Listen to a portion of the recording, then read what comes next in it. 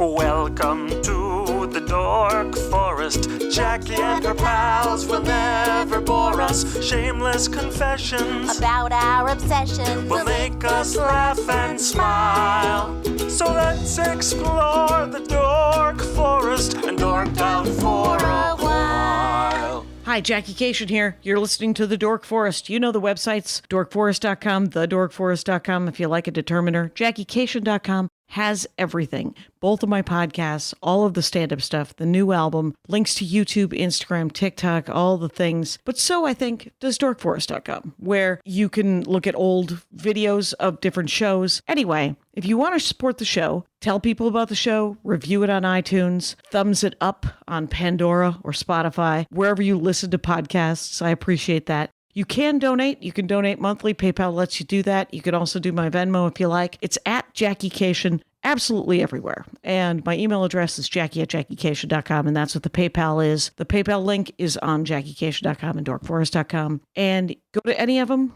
Thanks for listening. There's merch. There's stand-up. There's tour guide. You know, you can find out where I'm touring. This is getting long, so let's get into the show. Hey, Jackie Kashian here.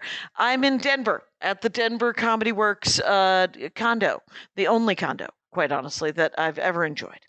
So we are, but it's the Dork Forest. So I'm talking to fan of the show, Seattle trombone player, and all-around good egg, Antonio Portela. Welcome to the program. Thank you very much for having me. There you go. That's now, we've done that. And now you have a YouTube channel where for an hour at your lunch break, you try to record and play some trombone. Is that correct? Or that is, or yes, you mix it up? Yeah, go ahead. No, that is correct. So, is it okay if I go a little bit of backstory with this? Please. Oh my gosh, clock eater, do it. So, basically, I was working as a brass repair technician. I know how to fix trumpets, trombones, tubas, everything else like that. So I have a background in that, and that's been a lot of fun. But I got laid off from my job due to the pandemic, and so, you know, everything was closed. Music, basically like all performing arts, just a lot, art stuff in general, comedy, everything was shut down. And so I decided I want to be part of the help. So I got a job in the medical field. Okay. So I was doing that, and I was really missing playing, performing, when that has been my passion pursuit, since I started playing trombone in 8th grade type of thing. So for a long time. So I decided, I was like, you know what, what's going on? And so I saw a multi-track recording that one of my buddies did, just kind of off the cuff, something for fun. I was like, you know what, I'm going to start doing that. And so I used an iPad with the acapella app, and a mic that's plugged into it, and some headphones. And so what I do during my 1 hour lunch break, I try to do it once a week, where it's a way to perform again, as well as play a lot of pieces that I've always wanted to play but never really had a chance to, because you know, it was somebody else's agenda, maybe, or exactly, like someone else picked the music. Yeah, exactly. So it's youtube.com/Antonio Portela, right? That's your YouTube channel. That is my YouTube channel. It'll be in the notes, folks. Yeah, and I'm sorry, that's the long way. I should have said Antonio Portela on YouTube, and it's called My Lunchtime Project. Right. Because the goal is to record and post on YouTube in 1 hour during my 1 hour lunch break. Okay, and do you get to eat lunch? I generally have a protein bar, like, at the end. Right. You're just like, and nom. Back to work. Okay. Back to work. Well, first of all, let's talk about, I'm going to start with my first question. Why did you start? What school system starts teaching kids instruments in 8th grade instead of 5th grade? What happened there? Why 8th grade? That's a great question. So I grew up in Sacramento, California. Okay. And it was in kind of the North Highlands area, the Grant Park School District, where it was just not a ton of funding, and they did the best they could with what they got, essentially. Sure. But at least so they had a music program. They did. Yeah. But most music programs, at least in the school district that I was in, started like in 7th grade. They didn't have the 5th, 6th grade band. We had like general music type of thing. Okay. But they're just There were at no least my- instruments and stuff like that. exactly. So when you took, did you start with trombone? I did. I wanted to play percussion. I really wanted to play. I really wanted to play drums, and And they talked you into it. It's a classic way with high school bands. We're like, we have enough drummers. We're going to need this. I was talked into clarinet, and I was like, there's 30 people playing clarinet. Why am I playing clarinet? And what I wanted to play was oboe, but they said that it was I was probably too dumb. And he was a terrible band director. That sounds terrible. Yeah. In retrospect, it's just a terrible thing to tell a child. No, Yeah. you're not smart enough to play the oboe. Interesting. Okay. Yeah, mine was you have long arms. Trombone it is. Wow. Very basic. They're like, you're going to be tall. It's going to be great. We're going to need someone who can reach those beats. Now, trombone is bass clef, treble clef? Bass clef. Bass clef. That's right. Okay. So, what was and then I want to talk about early. So you fell in love with it. You were just like, I really like playing brass. Yeah. Did you switch to other instruments too, or? Kind of. So at least like, 8th grade, I was bummed. I'm like, I don't want to play this thing and, carrying it around. And then 9th grade, I joined marching band. I was in concert band, and I found like my people, my community type of thing. And I know it sounds really like hokey and after school special, but once I kind of got bit by it, I was like, I'm going to do this for the rest of my life. Oh, that's amazing. That is so cool when anyone finds anything like that. And it's so funny that it was 9th grade. And I will say that marching band, even though marching band from the outside looks super dorky, people are like, it's marching band. Who cares? You're like, guide right. Anyway, so but the the crazy thing is within marching band there's cool kids and not cool kids. Like, and a lot of times the brass, that's a cool bunch of people. Those are the trumpet players are usually the studs and the hot and of course first chair. The egomaniacs, the trumpet players is the music world joke is, how trumpet players greet each other? How? Hi, I'm better than you. Well, I will say that once I went into marching band, I played trumpet because it was also treble clef, and my sister played all of the instruments, and she played violin and I played viola. And I hated viola with the power of the sun.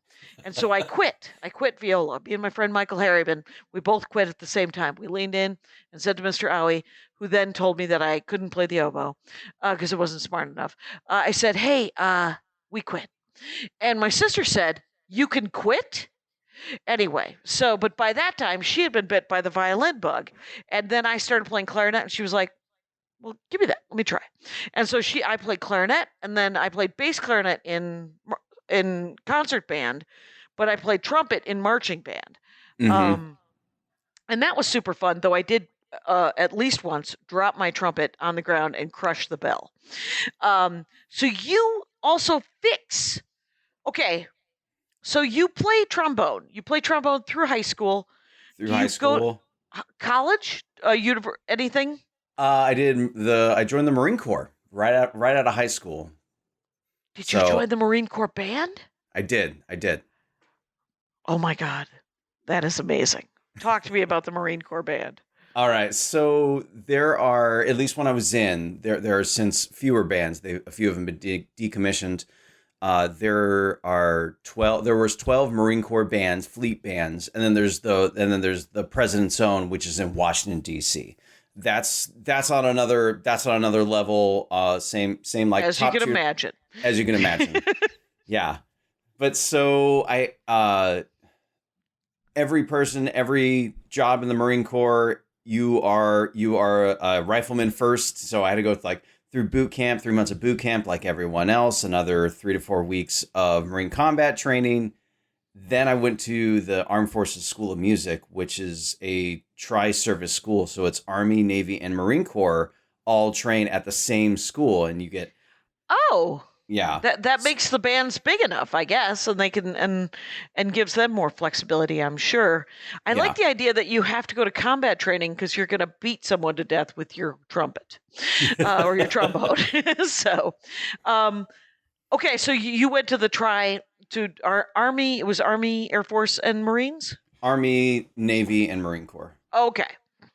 Yeah. No Air Force.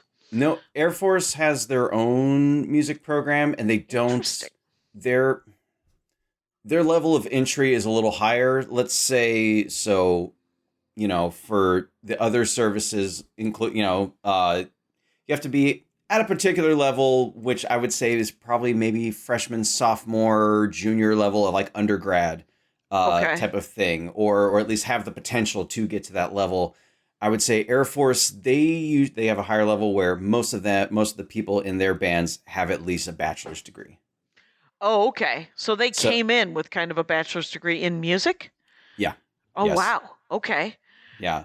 So how long was that music school for the service? 6 months. 6 months. Wow. Yeah, and so you have weekly lessons.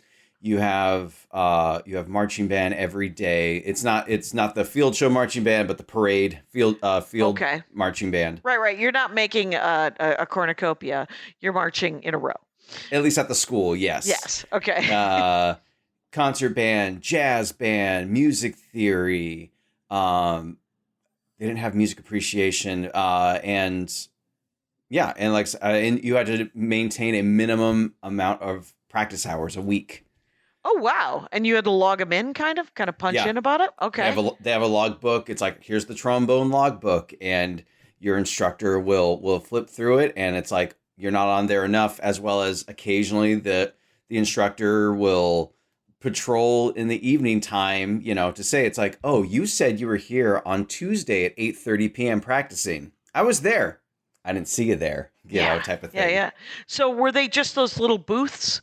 Like those little sort of tiny room with a music stand, and you're like, all right, well, let me run through this piece of music 900 times in an effort. Pretty much. I think I really feel that music complexes are designed after insane asylums, where it's like, here's a small room. We're not padding it, but we're putting a music stand in there. That's pretty much the same. And you would think for sound quality, they would pad it. Why? That would make better sense. It really would, because then you could record. Okay, so you go through the 6 months of that. Was it kind of cool? It was kind of cool. It was kind of grueling, because they're really trying to train you to be out into the fleet. So like uniform regulations were just, wild. Right. So, we had to have our boots polished to a mere finish, and like the straight line creases down your trousers. We would put Army. I would imagine service marching band would be even more uniform crazy than regular marching band, which was nuts enough. Yeah. Wow. So it was. What did you have to do? I'm sorry. Go ahead. No, it's okay. Like I have a picture of because we would put straight Stay Flow, the starch. We would turn our trousers inside out, pour Stay Flow on the front and back where the seams would be. Let it dry, flip it back inside out, and then so you have a nice razor sharp crease.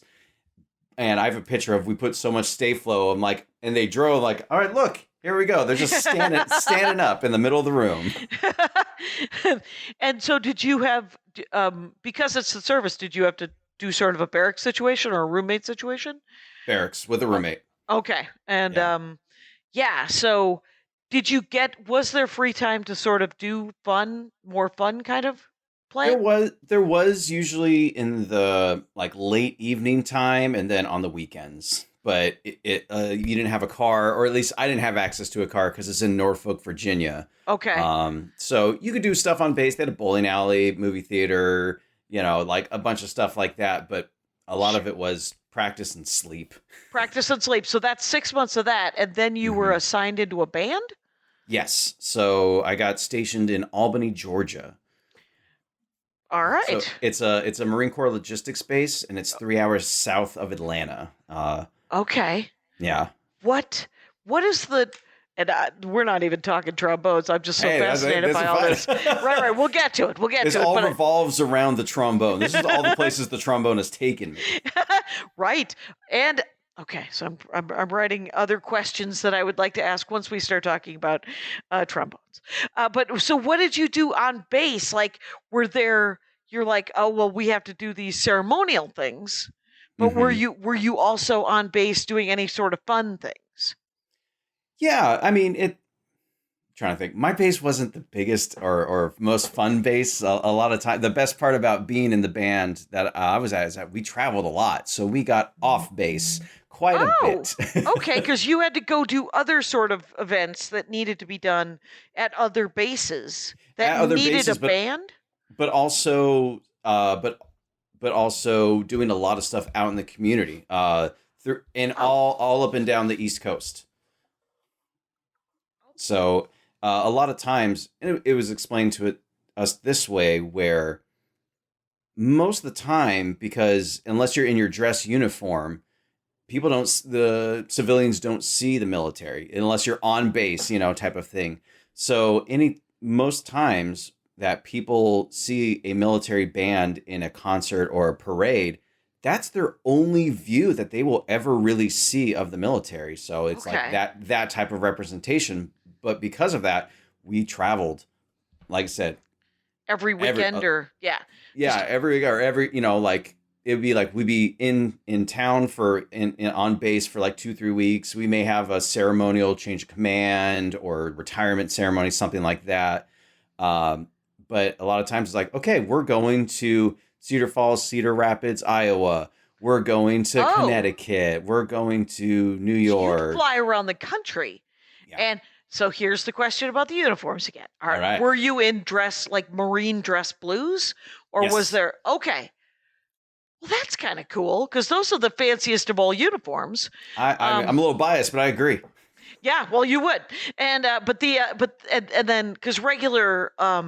so what does the Army and the Navy do? Do they sort of do their dress uniforms?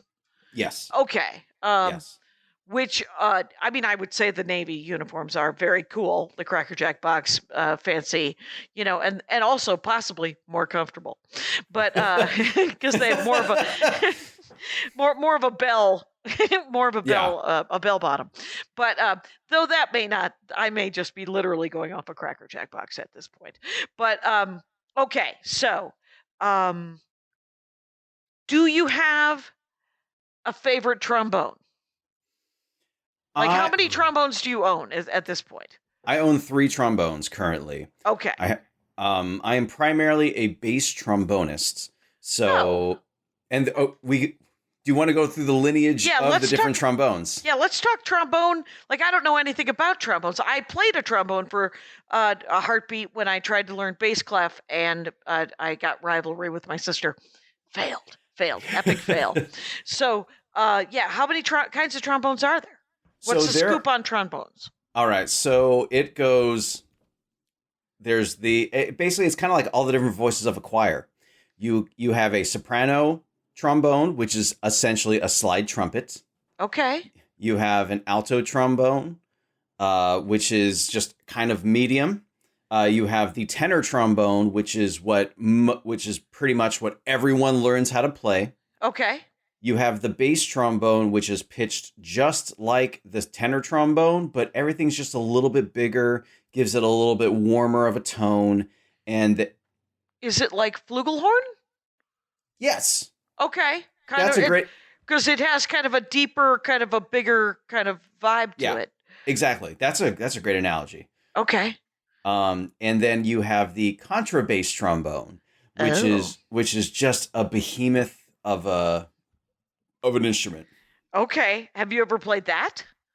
I've messed around with it. I haven't played with it like professionally. When I was in grad school, we had a contrabass trombone, and every time you pull it out, you go, all right, am I ready to wrestle a bear today? Okay, here we go.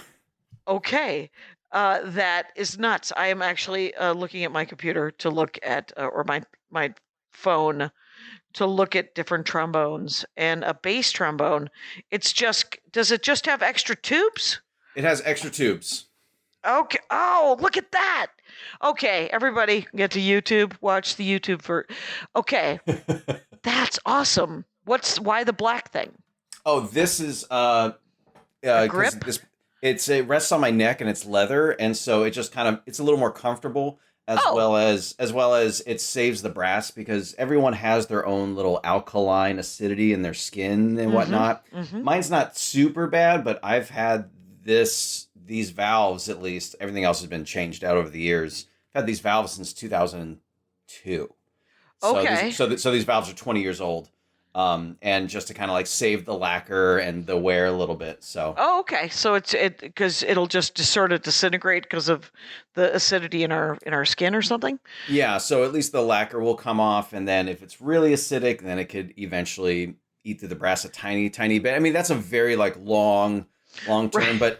but the short term answer is it's just more comfortable. Oh, fair enough. Yeah, it's nice. So, what is the history of the trombone? If do you got a brief sort of Uh, summation of where the hell the trombone came from? I did a report so long ago. I'm sorry. I should have done some research. Oh, But I can say it was people can look it up. yeah. It was a long time ago. It was Okay. originally made out of wood. What? Yeah, so like the original like trumpets or clarinos, I think that's the right term. Were like it were made out of wood, and so all the brass instruments for the most part, the ones that were around during the Renaissance Baroque era type of thing, like they were originally made out of wood, and they eventually transitioned into brass. And so yeah, Interesting. Were they our brass instruments? And you don't have to know this, but yeah, now I want to know. Were they made on a specific continent? Like everybody had drums, right? Like all the different peoples of the world, yeah. and have drums. But I know that some stringed instruments were made in specific areas. Obviously, different people had different stringed instruments. Where and then so wind instruments, there were horns, Mm-hmm. and they were sometimes made out of animal. Um, I also did a report many thousands of years ago. So, but I always wonder. I feel like the brass instruments were made in Europe, but that might just be Whitey Magoo sitting in a fishbowl of my own making. Do we No, you're right. remember? You're right. Okay, It pretty much I can't remember the particular country, but and for dates the yeah. for the most part, most of the instruments or wind instruments were developed in Europe. Okay, with valves Yeah, and slide. yeah. So yeah. I was gonna say, and a lot of them were probably, mostly used for ways of military combat. Like most things usually revolve around people killing each other, which is sad. But I read an yeah, amazing book in junior high about the Horn of Roland, and that dude, he was like, I need some help. And then Lord of the Rings, of course, Boromir's horn, and so there's horn talk in my yeah. in my in my In your realm. childhood, sure, and and then of course I read the Bravest Teenage Yanks, which was they were all the children that were in the Civil War, the Union Army, that got Medal of Honors, and they were almost all like the bugle kids and the and Hmm. the and the drummer kids, and the flag kids, and they were all Medal of Honor because they were children, and they didn't know any better, so they were constantly doing very heroic things that someone older would have been like, ah, No, that it's just sounds a yeah, dangerous. it's just the company flag. I don't care that much. Yep. Anyway, so Douglas MacArthur's father, Arthur MacArthur, that was his name, and he was in the Wisconsin regiment, the Union Army, and he saved the regiment flag on Missionary Ridge in 1863 or something like that, 64, and got the Medal of Honor for it. And he was like 18 or 19 years old, and you're like, too soon. Yeah, I'm telling you, when you were 40, you would have been like, new flag. Yeah, So yeah. yeah. It's like that's okay. That's okay. Anyway, so history of trombones. Any fun anecdotes that you know about trombones It's historically? it's one of the most unchanged instruments compared to every other instrument out there. There's been you can look through like the history of the trumpet, the history of the clarinet, and you know all of these other instruments, and it's like you can look at the very first trombone and you go, that's a trombone. Right, because I know the clarinet, they added keys and they add, little pinky. We're going to pinky swear in this weird little note. Now with trombones, the tenor trombone, and maybe more of them, are literally, is it just the size that affects the soprano versus the alto versus the... Exactly. Okay. Exactly. And then there's the slidey bit. That was always the thing, is how do you know when you hit the right note? That's a great question. Yeah. Practice?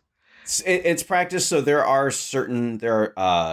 kind of like first, there's 7 positions on a trombone. Okay. And so first position is all the way in. Fourth position is around where the bell is-ish. They're all kind of like generalities, but it's like first position's there, fourth position's at the bell. Sixth position is basically your hand is all the way extended. Seventh position is you just kind of like let out your fingers a little bit and you have like this far away before the slide kind of comes off. That's seventh position. Okay.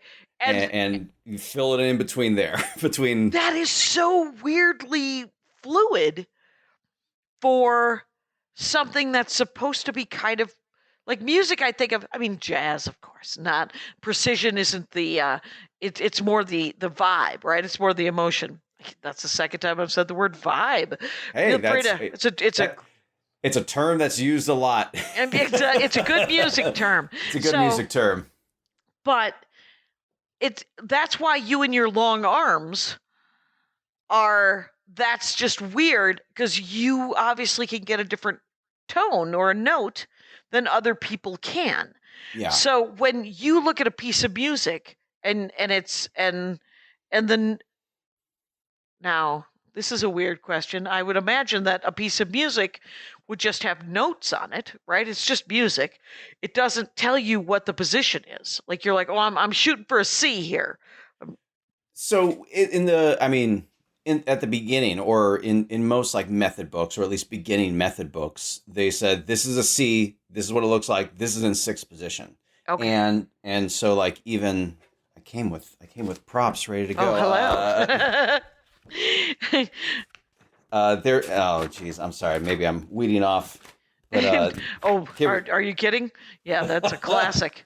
So it's basically, here's kind of like a layout of the slide and all the different positions. It's table of harmonics. Yeah. And it literally has first through seventh, and it tells you the inches in between each of those different harmonics. That's so interesting. Yeah. Okay. So with that said, is I haven't really like, when I was learning, or even now, I haven't gone, well, second position, get like a little ruler out. It's like, well, that's 3.2 of an inch. It's and that's the question. Like, how do you know what makes a great trombone player versus where you're like, well, that person does not get it. Like, because I imagine that there has to be.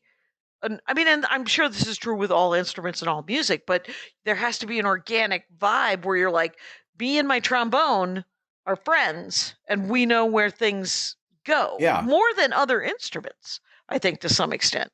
I would say I would say yes, but also every instrument has their own unique hurdle that you go, God damn it, I got to tackle this thing. A lot of it is just time on the instrument and time playing with other people / drones. So what do you mean drones? So you can so it's usually the root and the fifth of a chord. So let's say in B flat major, the first note of the scale is B flat, the third note is D, the fifth note is F. So what you do is you can play the B flat and the F, and it creates a chord. Okay. And so you can play stuff in the key of B flat and really try to tune with what's going on with the boo, like that. That's what you hear. And when you're playing, you hear if you're not quite in tune, you hear waves. So it's like do wah wah wah wah wah wah wah wah wah wah wah wah. Oh. And that's how you know you're in tune with whatever particular note is within that chord. Okay. And then, so when you play with other people, that it's sort of, you all have your own hurdles to get over. And Yes. so if you can connect and you're like, okay, this is what this note really fits.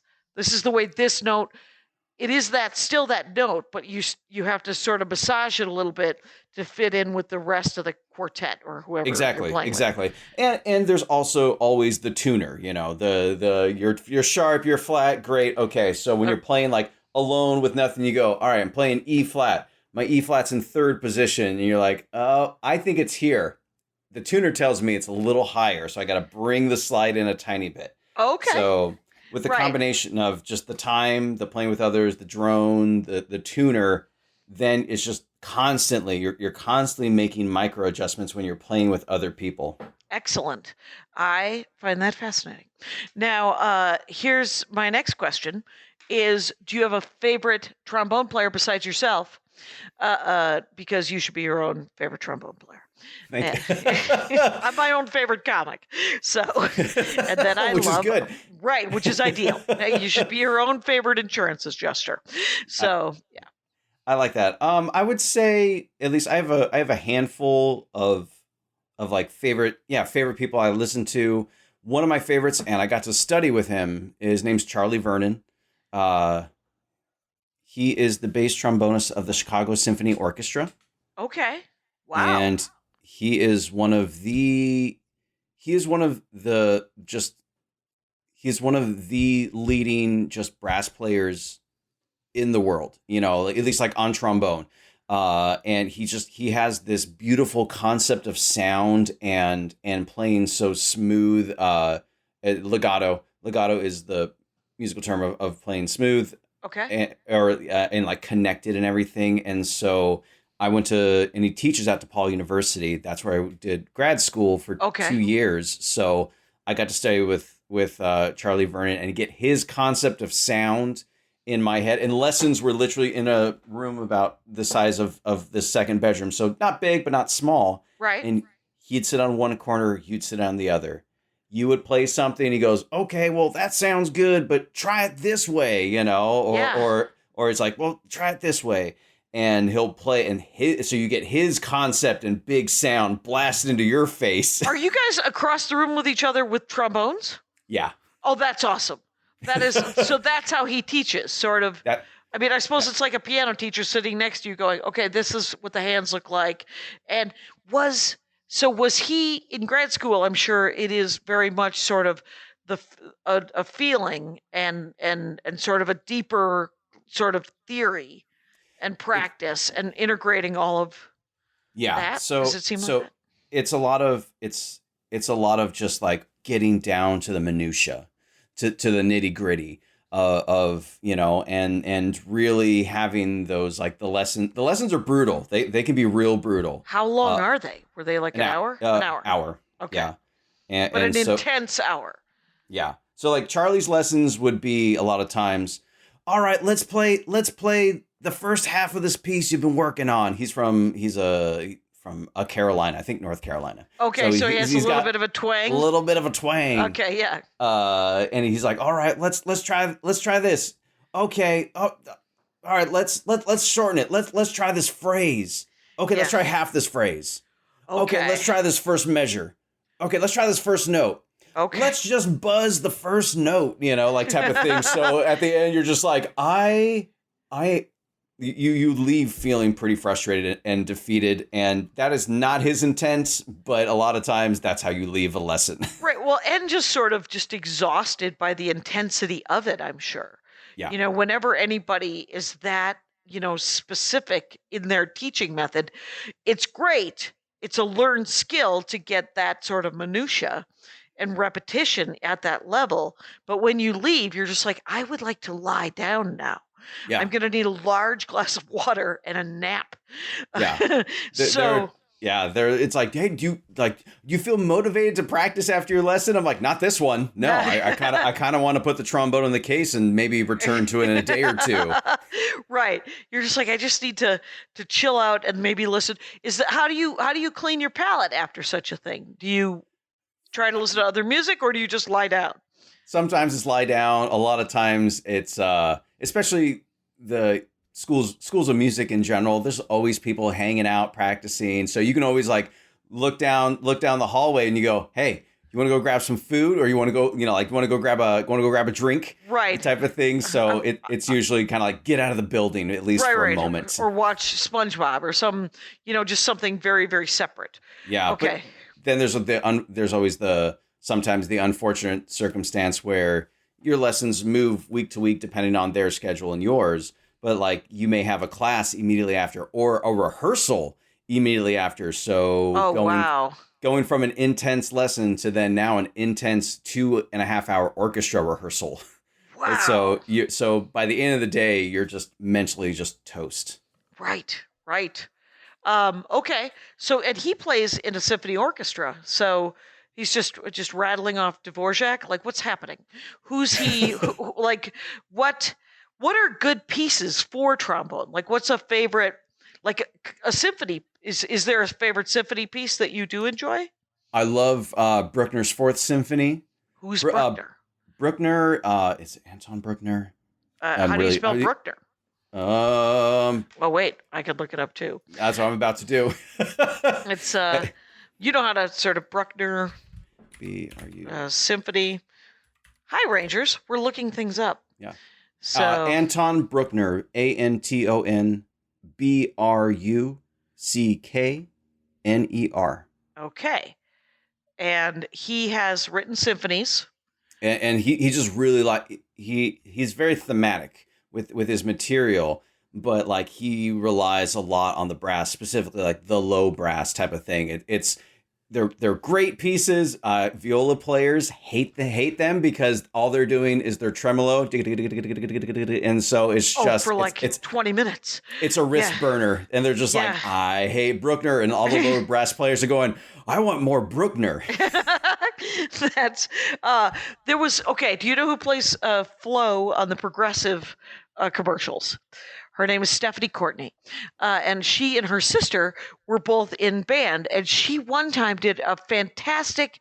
It was a show we did. She used to do stand up, and I think she's still in the Groundlings. But whatever, her and her sister came up and acted out one of their performances, but they just did the music on voice. They didn't. She was like, my sister played the clarinet and I played the bass clarinet. That may not be the instruments they played, but it was like that. And the clarinet, she sang the main part of it, right? She was like da da da da da da da. Again, these are not real. And then Stephanie, I guess, played the bass clarinet or whatever, and would go 1 2 3 4 2 2 3 4 3 2 3 4 14 2 3 4 da da da da da 1 2 3 4 2. Yes. And they did it for like 3 minutes, and it was literally one of the funniest things I've ever seen. So Anton Bruckner is an Austrian composer, organist, and the music theorist best known for his symphony, masses, and Te Deum and motets. What's a motet? You don't know. You don't have to know. Whatever it was, he lived until the late 1800s. Is anyone writing new symphonies? It feels like all of those guys are from the 1800s. That's a big hurdle. There are people that are writing new symphonies, but a lot of times it just they don't catch. They don't catch, and or it's a lot of times it's either they're done in schools. Okay. And or there'll be a world premiere with a big orchestra, because not every, but most of like big full-time orchestras usually commission at least a handful of works or have a composer in residence that they're trying to create new things and whatnot. But it just everybody goes back to Bruckner. Everyone kind of goes back to the Bruckner of like, it's the names they know, I'm waiting for the Kashian Symphony, but it's hard to get that off the ground, or at least or it'll be performed for like a weekend type of thing. And then it's got to make it into high school orchestras if it's ever going to become something. Like the fact that I still remember the name Dvorak is weird. And so what was your favorite symphony of Bruckner's, or one of them? Well, I mean, like I love Bruckner's Fourth Symphony. Um, Bruckner. Okay. yeah, I would say one of my first professional gigs was the Sanson Organ Symphony. And let me look that up And to spell as Sasson well. is another composer? He's another composer. Okay. That like And there's he's certain doing vital work with the trombone? yeah. So it's just a beautiful piece in general where it has the softs, the louds, and it's just a giant. It's a 3-4 moving piece. It's been a while since I performed it, but Sure. it's a multi-work piece, and it's all just kind of building up to where the hell is this damn organ? It's in the name, the Organ Symphony, and it's like the very last movement. It's like, bah! And so it's just a beautiful piece of work in general, and it kind of stuck with me because that was like my first like professional gig, at least when I was in college. Okay. So type of thing, like my very first like I got called for a gig Yeah. type of thing. So And what was that gig? Where? Go ahead. Sorry. How does? What does that mean? You got called for a gig in college? I don't actually know. They're like, I mean, how do you submit yourself to be a trombone player in a gig in civilian life? Right? That's a great question. So I mean, a lot of it is just networking of. I was going to ask if it was like stand up where you're like, is there a lot of hanging around? Yep. Yeah. So, Organ Symphony. I'm just looking it up real quick. Sorry. So a lot of it is your instructors that you go to school with are most of them are professional gigging musicians, or at least tapped into the community. Okay. And so there's a handful in the U.S. of large full-time orchestras, but most other places have regional orchestras. So they may do a performance once a month or every 6 weeks or something like that. And so a lot of the teachers are playing in those orchestras. And so sometimes they need extras, or sometimes they need extras, or they go, hey, we're getting just this. This was for a church that just got a new electrical organ. And so to, commemorate that, they're going to do the Organ Symphony. And so the church music director was someone at the school, and bam, bam, bam, bam, bam, bam. And so it was like rubbing shoulders with, I got to play with my instructor and the conductor of the orchestra. And there was a bunch of other professional musicians that I've never played with before. So it's just a lot of it's word of mouth. Fair enough. And networking. Yeah. Now, I also want to talk about how you sort of fell into repair. Like you said that you did brass repair until the lockdown and sort of the need got less. So does that, did you learn that in school? Where'd you learn that?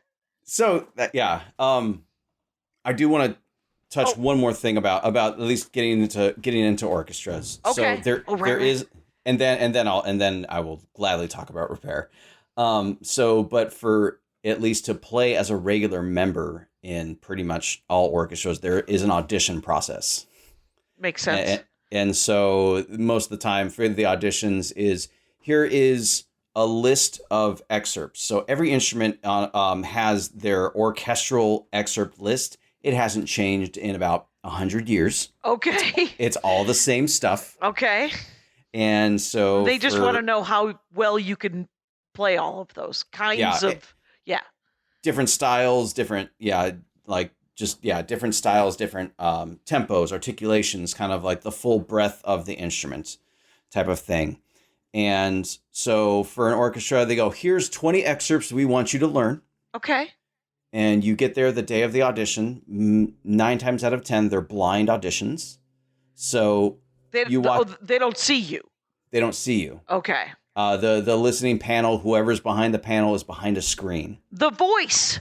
It is kind of like The Voice, which is great because then it can cut down on your sort of racism, sexism, any other ism. So that's good. There's definitely, and there still is definitely racism and sexism that's going on in the orchestral world, but it is getting better. And this year, blind audition is an excellent tool. Yeah. They will even put carpet along the way because they don't want to know if you're wearing heels or not. They don't, it's just kind of they want right. the best person for the job. And you're candidate number 5, and so you get there. And the first round is we want to hear these 4 of these 20 excerpts. Okay. So you play your 4. If they like what they're hearing, you'll get to play your 4 excerpts. Sometimes you'll get to play 1 or 2 and they've heard enough. Oh, okay. And you get the thank you. Like that's from a distance. From a distance. So you do the first one, and if they're like, okay, next kind of thing. Yeah. But if you get to play all 4, it's kind of a good sign. Yeah, and then we'll see, and then and there's like, let's say there's 10 people in your particular round. After those 10 people, you hang around and they go, all right, candidate 1, 5, and 7, you all have advanced. Everyone else, thank you for your time. And then you advance to round 2, which may happen that same day. It may happen a week later, a month later, type of thing. And so there's usually 2 to 4 rounds of elimination. And then for the final round, sometimes they drop the screen. So you can actually get in their section playing. So now you get to play with that orchestral section to see how you fit in with them. Can you adjust to them and whatnot? So it can be a lengthy and always stressful process. It sounds both of that for reals. Yeah. So I just wanted to shed some light on that because it's very frustrating as well, because you can go in going, I played the best I've ever played. I represented myself the best they played. They weren't buying what I was selling. Right. Right. And that's just regular sort of, what are they called? My sister goes to see them regularly. They're local orchestras. There's usually like a symphony orchestra, and then there's a smaller version of that. Mm-hmm. And that has a name, and I don't know what it's called. But I mean, they have community orchestras or regional orchestras. Right. It's yeah, it's gone, but it's been great. Anyway, so okay. So what about? Are there any? And I'm going away from fixing brass, but to ask you about other bands, because do you ever get to play in like a big band where all of a sudden there's no orchestra, it's just all brass, and you're like, oh my God, yacht rock, or big band more like like Glenn Miller, like the old Glenn Miller days. Yeah. Ricky Ricardo, Yeah. So yes. So I am a freelance musician. So I have won some orchestra auditions in the past, and for lack of a better term, if it pays, I play. Sure. Yeah. Are you kidding? I completely relate. I really do enjoy playing in big bands. I did all throughout college, and I haven't had an opportunity yet in Seattle, but I have swing like in dancing. Chicago. There could be swing dancing, and you could play for that, and then you would see men in hats, possibly ladies in hats as well. I mean, people in hats. Yeah. And what about jazz? Now, jazz is usually not written, right? I mean, usually it's a lot of improv. It is a lot of improv. That's what I lean more towards big band stuff because it's more written out. I always like to say I've done enough jazz and I've been around enough. Sorry, I don't want to burp into the mic. Okay, there we go. Thank God. You've done vital work. Okay.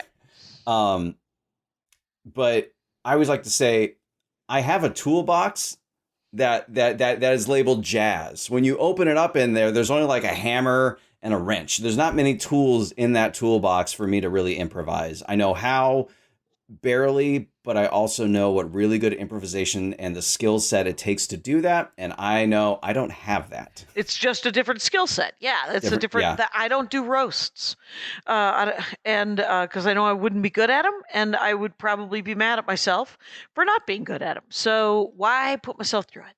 Yeah. And there are plenty of people who like it. And okay, so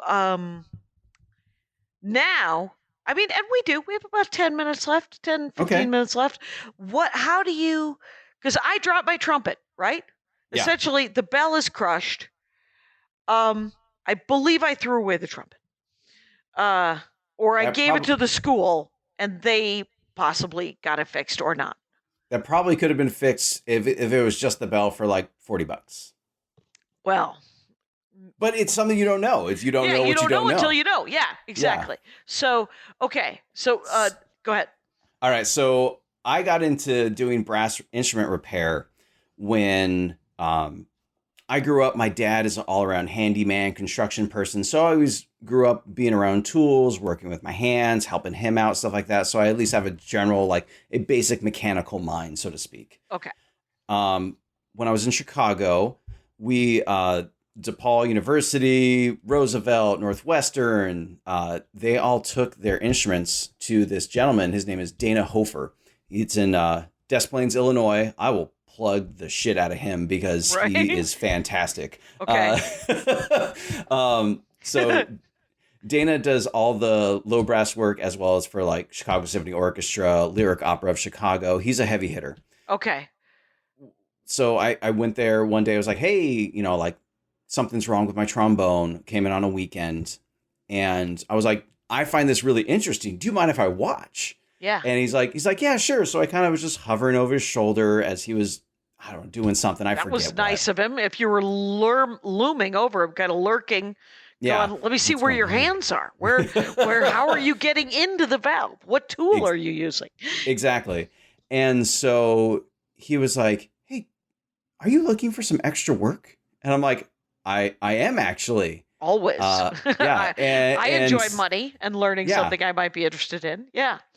And he goes, great. He's like, what are you doing right now? And I was like, nothing. He goes, hey, would you mind helping me like take apart this tuba and getting it cleaned for me? I was like, sure. And I'll back up a tiny bit. I had a tiny bit of instrument cleaning experience before I moved to Chicago. I was working at a music store and I learned like, this is how you take apart a trumpet. This is how you take apart a tuba. But that's all I knew. Right. Just basic sort of cleaning. Yeah. Yeah. And so he's like, I helped him. I stayed an extra couple hours. I don't think he charged me for whatever he was working on my trombone. Right. And then gave me like $50 for helping him out. Mm-hmm. And then he's like, hey, if you're free on Saturdays, I'd love to have you come by. And so I worked there every Saturday for 5 years. Oh my gosh. Yeah. That is an amazing apprenticeship. Yeah. So yeah, it was just started cleanings, and then it wasn't like a full-on apprenticeship. At least it wasn't intended to be. Yeah. But just being around a master, and then it's like once I got comfortable with somebody, goes, okay, I'll show you how to do this. So it was just more of a long-term apprenticeship, so to speak. Yeah, because I'm sure he had you do all the things that were relatively simple that he didn't have. He was like, well, then I can do this weird fiddly thing. That's exactly. But we can also get the work done, right? So exactly. So you're cleaning trumpets, trombones, tubas, French horns. French horn, one of my favorite instruments. It's beautiful. It's the cello of brass, I often think, because I love cello. It's because cello is one of my favorites too. By the way, I would like you, if you were willing to do it, to come up with 8 songs or 8 make a YouTube list of your favorite 8 and I mean they could just be 3 too. I'm because sometimes the symphonies are an hour long, but I don't need necessarily 8 hours worth of music, but I would like to hear some great like sort of your favorite trombone compilations or pieces that use trombone, whether it's big band or whether it's symphonies or just whatever you love would be great. I'll give you a mixed bag that should check all of those boxes. Yay! I think we will all enjoy that. And so you're fixing these. Like I had a trumpet, I would empty the spit valve. That was the only thing I ever did with that trumpet. What am I supposed to be doing?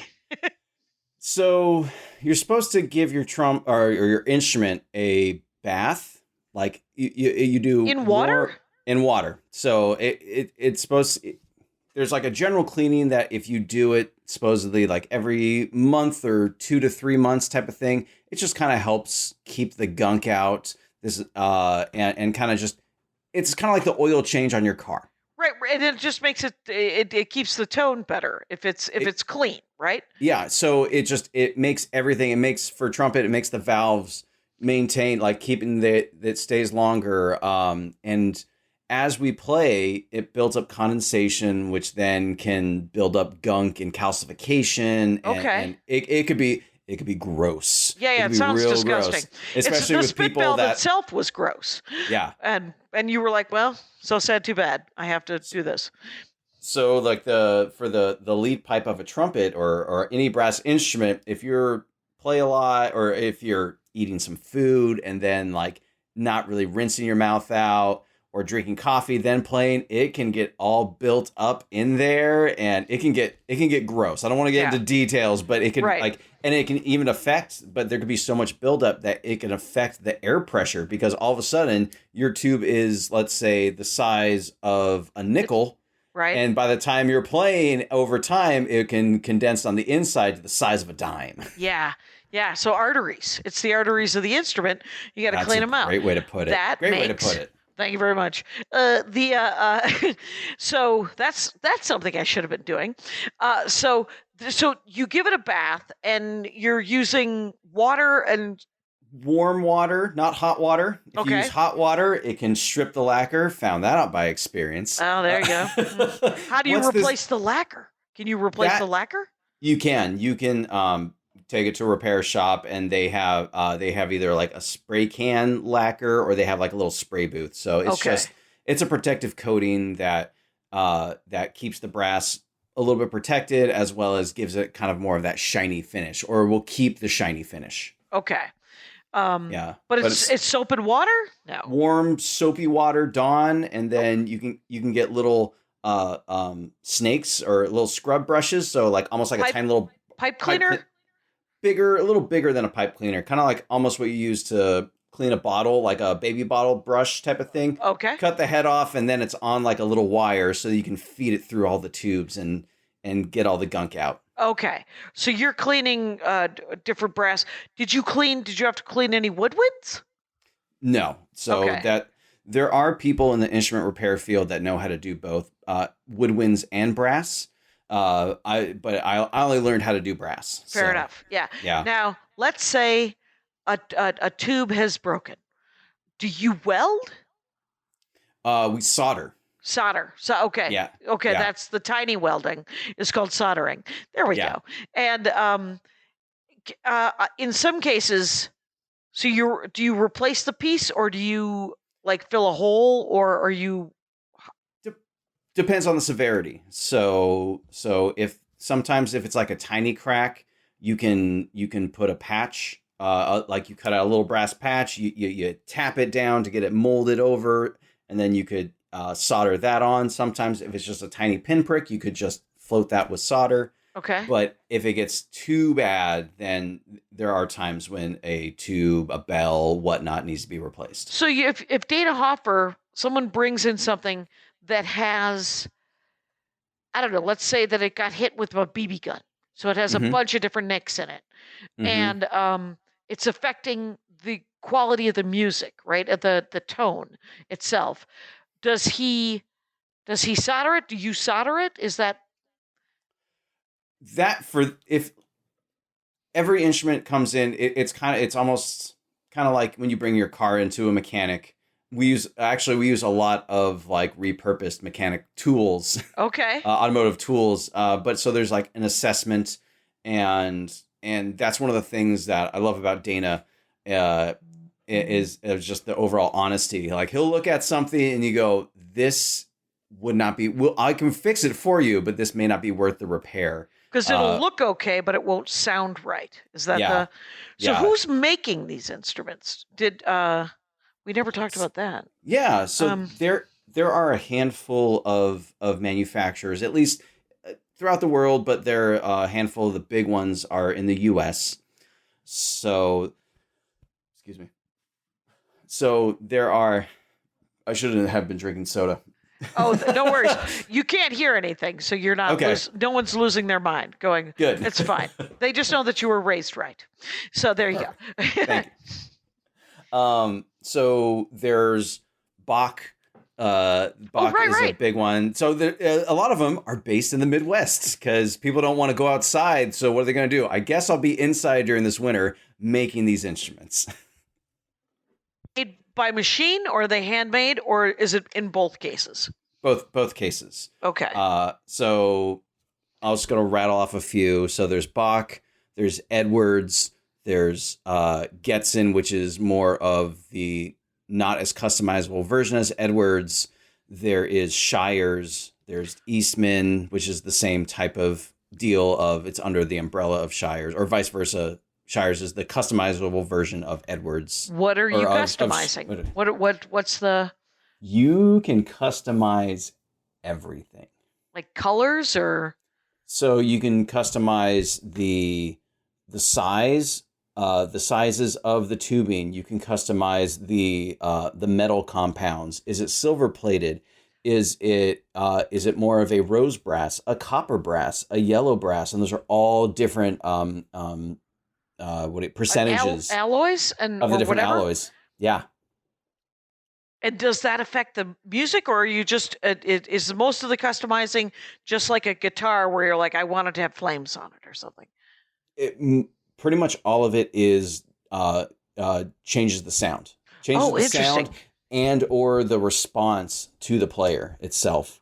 So there is a very unique feel that every instrument has, and so every musician is kind of on that quest to find the instrument where they don't necessarily have to fight the horns so much. It's the thing that gets the sound of the music that's in their head out where they don't have to, and it's the path of least resistance. And so we're all trying to find that particular instrument that allows that.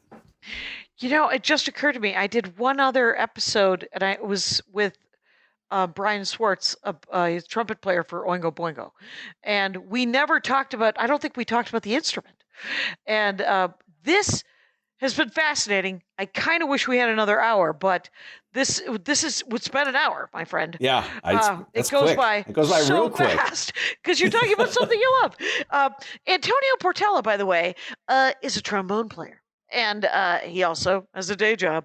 And at lunch, once a week, he does lunchtime projects, and it's at youtube.com Antonio Portela, and it will be in the link. Yeah.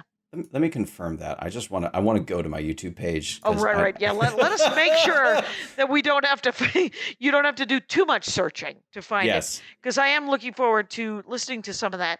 And if you send me that mix of different, your favorite kind of using the trombone in ensemble or whatever, I will post that with the notes as well.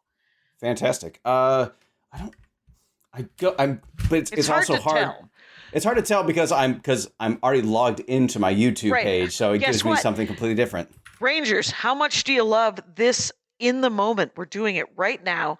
I'm typing it in. I'm going to write the words youtube.com, and then I'm going to / because mine is the Dork Forest, I believe, which I couldn't regret, not entirely, but since I have so much stand-up in it, it doesn't always work quite well.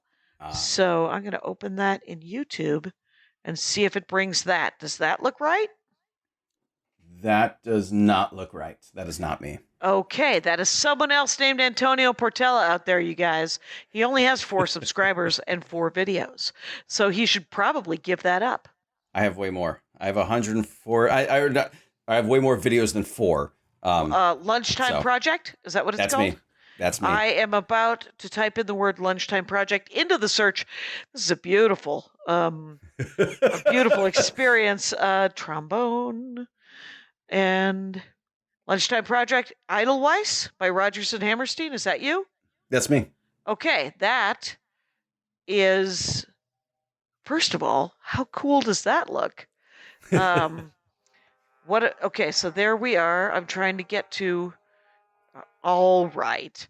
140 subscribers. More about this channel. It is, I would like that channel to fricking show up as a channel, please. Instead, there we go. Channels. This channel doesn't feature other channels. Mine either. It's very hard. I'll tell you something about YouTube. It's a little more complicated than it claims to be. It's real easy to upload. After that, it gets real convoluted. It really does. But you seem to have a picture of either an action figure or an anime. What is your avatar? It's a trombone. It's like a transformer thing holding the trombone. I saw that on a Real Big Fish music poster years and years and years ago, and I loved it so much. I was like, which I now realize that I'm probably taking intellectual property from somebody. So I apologize for that. That's it. And if anybody knows, let's snark on them, and then you'll give them a couple of bucks. I would like that. Or you'll get the permission. I at least have the link, and that's the good news. And I will post that link in the notes. Antonio, thank you so much for your time. This has been fascinating. Thank you. This has been a lot of fun. It's an excellent dork out about the trombone, and I have learned very much. And Rangers, you know the rules out there. Take care of each other. My hat, my hat, my hat. They're dancing around my hat. My hat, my hat, my hat. Well, what do you think of that? If it looks like a Mexican hat dance and it sounds like a Mexican hat dance, it's most likely a Mexican hat dance. So take off your hat and let's dance. Yay! Oh my God. Why don't we just call that as the end of the show?